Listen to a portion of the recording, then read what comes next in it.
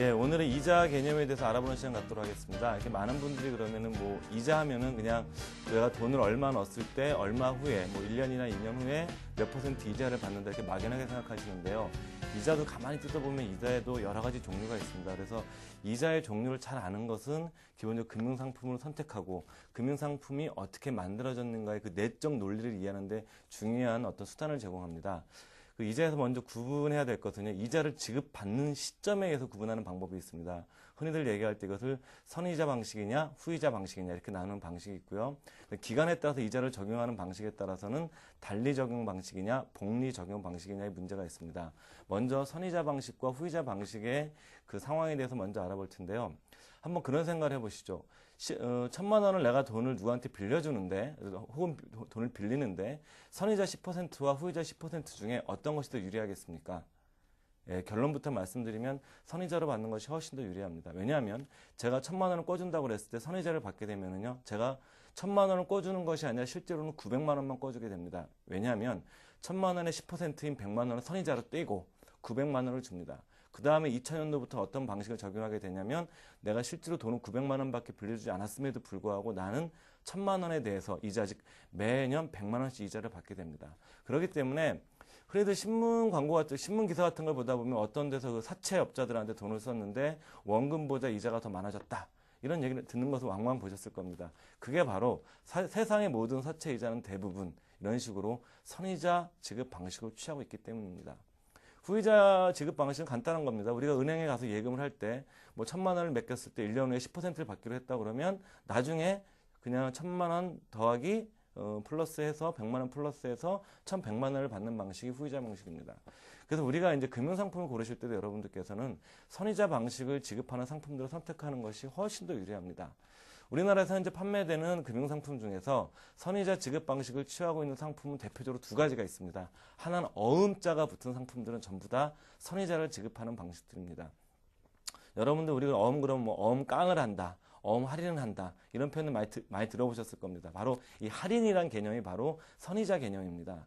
그렇기 때문에 근데 금융기관에서 이런 어음 상품을 팔 때는 사채처럼 그리고 실제 실물 어음 거래하는 것처럼 깡을 할 수 없기 때문에 즉 할인할 수 없기 때문에 선이자를 후이자로 돌려서 이자를 지급하게 됩니다. 그렇기 때문에 자연스럽게 이자가 똑같은 금리라도 더 높아지는 그 현상이 발생하는데요.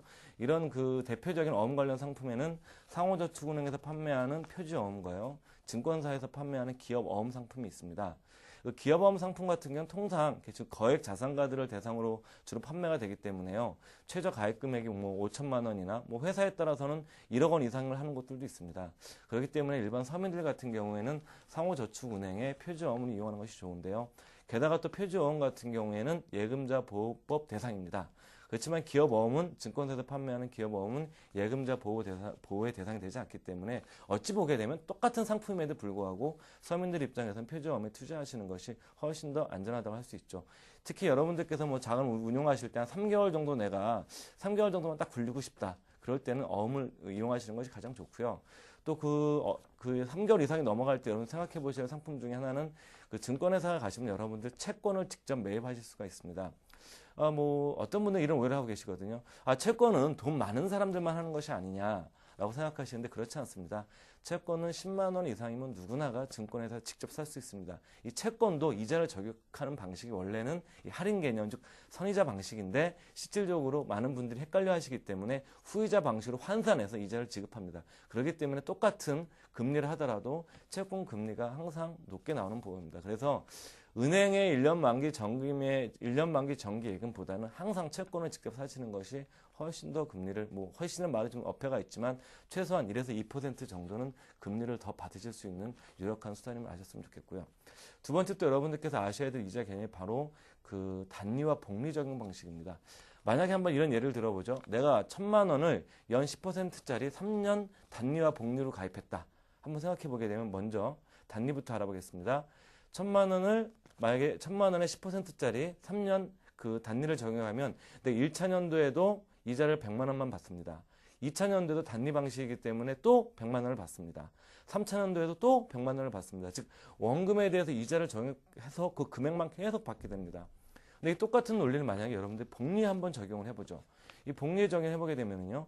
1,000만 원을 1차년도엔 똑같습니다. 단위와 1,000만 원의 10%인 100만 원의 이자를 받습니다. 그렇지만 2차년도가 되면 원금이 이 100만 원에다가 100만 원 발생한 이자와 원래 있었던 1,000만 원 합해서 1,100만 원이 원금이 됩니다. 그렇기 때문에 생겨나는 이자는 2차년도에는 1,100만 원의 10%인 110만 원이 되는 거죠. 같은 원리로 하게 되면 3차년도에는 121만 원의 이자를 더 받습니다. 똑같이 했지만 똑같이 3년 동안 운용했음에도 불구하고 단리를 적용했을 때보다 복리를 적용했을 때가 이자를 한 30만 원 이상을 더 많이 받게 되는 겁니다.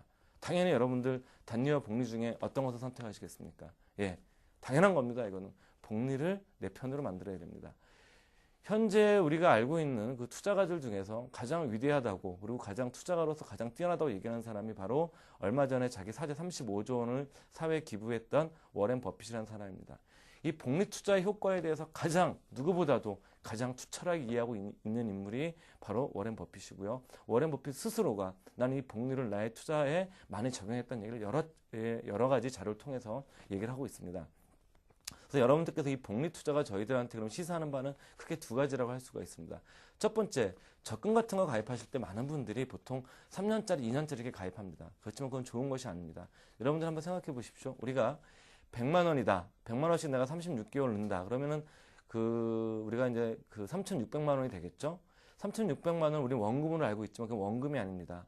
적금의 이자 적용 방식은 첫 번째 달 100만 원에는 36개월치 이자가 붙습니다. 3년짜리이기 때문에 두 번째 100만 원은 35개월치. 그리고 매 이렇게 적용해서 맨 마지막에 넣는 100만 원은 한 달치 이자가 붙습니다. 단리입니까? 복리입니까? 예, 전부 다 달리를 적용하고 있습니다.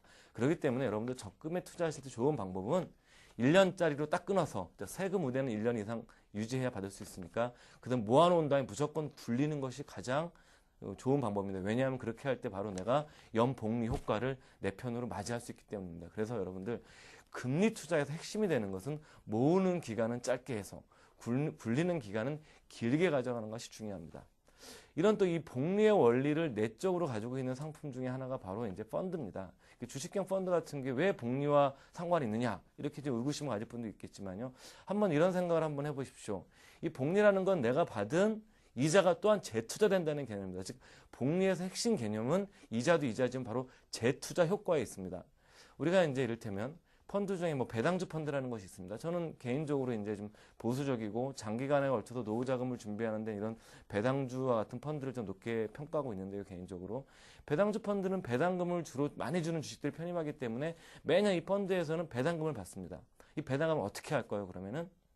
예, 펀드를 운영하는 펀드 매니저는 그 돈으로 또 주식을 또 사들입니다. 그러니까 이 돈을 딴 데 쓰는 것이 아니라 또 재투자를 해버리기 때문에 자연스럽게 복리 효과가 발생하는 겁니다. 그래서 여러분들께서 생각하실 때 이 복리를 내 편으로 만드는 투자 상품을 적극적으로 이용하시는 것이 좋고요. 앞으로 우리나라가 이제 얼마 전에도 이제 정부에서 비과세 상품을 없앤다는 말이 있습니다.